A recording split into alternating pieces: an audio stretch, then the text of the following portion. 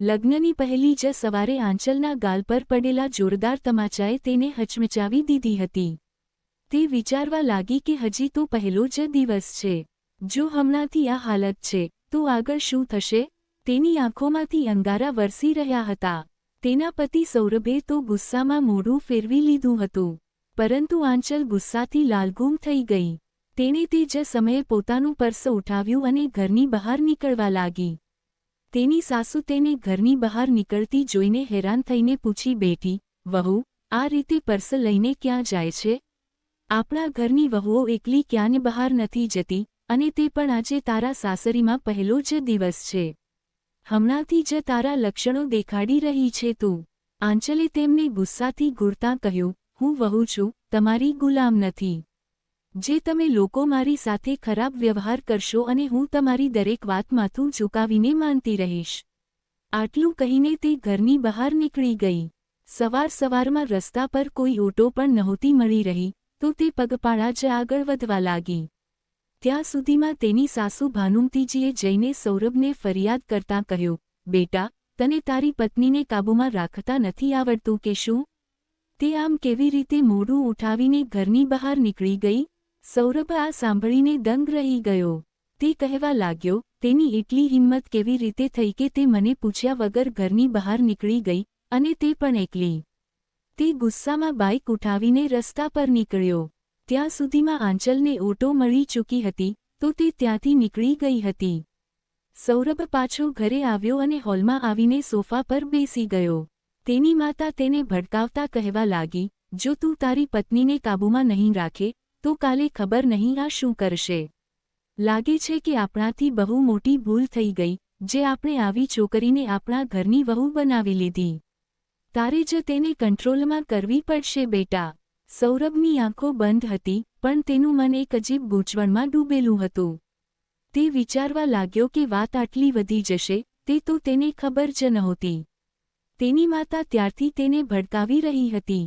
તો તે ચીડાઈને બોલ્યો, ઓહો માં, હવે વાતો બંધ પણ કરો.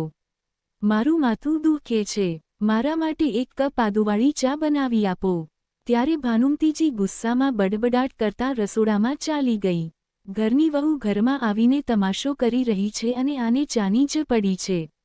સૌરભનું માથું ફાટવા લાગ્યું હતું. તે ઉઠીને પોતાના રૂમમાં ગયો. અહીં સવારમાં આંચલના માયકામાં હજી બધા લોકો સૂતા હતા, કારણ કે ગઈકાલે રાત્રે જ તો આંચલની વિદાય થઈ હતી અને બધા લોકો થાક ઉતારી રહ્યા હતા. પરંતુ ઘરની વહુ સોમ્યા ઉઠીને ચા નાસ્તાની તૈયારીમાં લાગી ગઈ હતી. આખરે, તેણે તો પોતાના બધા ફરજ નિભાવવાના જ હતા. તેના ભાગે થાક તો હતો, પણ આરામની બે ક્ષણ પણ નહોતી. ગઈકાલે પણ મોડી રાત સુધી તે આખું ઘર સમેટીને જ સૂઈ શકી હતી અને સવારમાં અલાર્મના અવાજ સાથે જ પથારીમાંથી ઉઠી બેઠી હતી. કારણ કે જો કામ કરવામાં જરા પણ મોડું થાય, તો સાસુના તાણા શરૂ થઈ જતા. સોમ્યા ઉકળતી ચાને જોઈને વિચારી રહી હતી, ચાની ભૂકી જેવી જ તો જિંદગી છે મારી. હંમેશા લોકો મને ઉકાળે છે અને ત્યારબાદ ગાળીને અલગ કરી દે છે. ત્યારે જ દરવાજાની ઘંટડી વાગી. તે હેરાન રહી ગઈ કે આટલી સવારમાં કોણ આવ્યું હશે. તેણે જઈને દરવાજો ખોલ્યો, તો સામે આંચલને જોઈને ચોંકી ગઈ. આંચલ તેને જોતા જ કહેવા લાગી, મમ્મી ક્યાં છે? સોમ્યા ધીમેથી બોલી, તે તો સૂતી છે દીદી, પણ તમે આ રીતે અચાનક અહીં કેવી રીતે? ત્યારે આંચલ ગુસ્સાથી ગર્જના કરતાં બોલી, આ મારું ઘર છે. હું અહીં ક્યારેય પણ આવું, એનાથી તને શું? આ સાંભળીને સોમ્યા એક ખૂણે ખસી ગઈ. તેમ પણ તેની નણંદ તેની સાથે ક્યારેય સારો વ્યવહાર નહોતી કરતી. પણ તેને થોડું અજીબ લાગતું હતું કે લગ્ન પછી પહેલા જ દિવસે સવારમાં આ રીતે માયકે કોણ આવે છે. આંચલ ધંધનાટ કરતા માતાના રૂમમાં પહોંચી ગઈ. તેની માતા કૌશલ્યાજી તો બેખબર સૂતી હતી. આંચલે તેમને ઝકઝોરતાં કહ્યું, માં, અહીં મારી જિંદગી બરબાદ થઈ ગઈ અને તું આરામથી સૂતી છે. કૌશલ્યાજી ગભરાઈને ઉઠી બેઠી. દીકરીને અચાનક જોઈને તેમનું દિલ જોરથી ધડકવા લાગ્યું.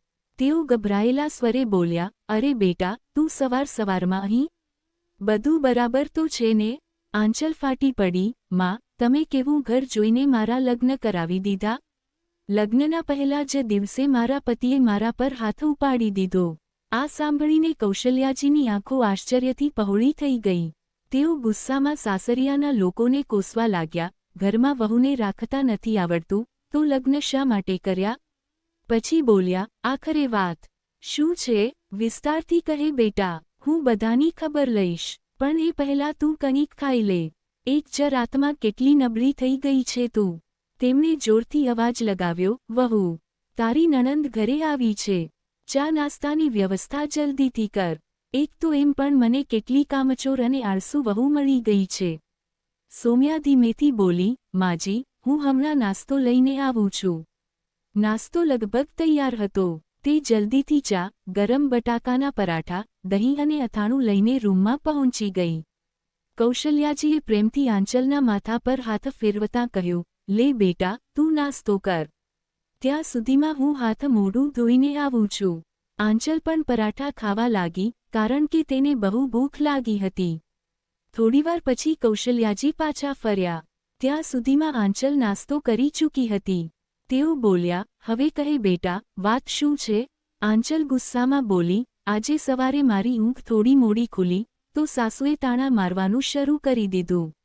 જ્યારે મેં પતિને ફરિયાદ કરી, તો તેણે કહ્યું કે લગ્નના પહેલા જ દિવસે મારી માતાની વિરુદ્ધ ભડકાવવાનો પ્રયત્ન ન કર. હું ગુસ્સામાં કહી બેઠી કે જો ખરાબ વ્યવહાર કર્યો, તો હું પોલીસમાં ફરિયાદ કરી દઈશ. આ વાત પર તેણે મારા પર હાથ ઉપાડી દીધો. આ સાંભળીને કૌશલ્યાજી હેરાન રહી ગયા અને બોલ્યા, તારે પણ એટલી મોટી ધમકી આપવાની શું જરૂર હતી? આંચલ ચીડાઈને બોલી, હું ત્યાં કોઈના તાણા સાંભળીને નથી રહેવાની. સોમ્યા જે પાણી લઈને આવી રહી હતી, તે આ સાંભળીને ઊભી રહી ગઈ. તે ચૂપ ન રહી શકી અને ધીમેથી બોલી, દીદી, ત્યાં તો માત્ર તમને તાણા મારવામાં આવી રહ્યા હતા. પણ યાદ છે, લગ્નના એક સપ્તાહ પછી જ્યારે હું અહીં આવી હતી, તો માજીએ માત્ર આ વાત પર મને તમાચો મારી દીધો હતો કે દૂધ ઉભરાઈને ઢોળાઈ ગયું હતું. ત્યારે મને પણ બહુ ખરાબ લાગ્યું હતું. તે સમયે માજીએ મને એવું કહીને સમજાવ્યું હતું કે સાસરિયાના લોકોને તો ભૂલ થવા પર વહુ પર હાથ ઉઠાવવાનો હક હોય છે.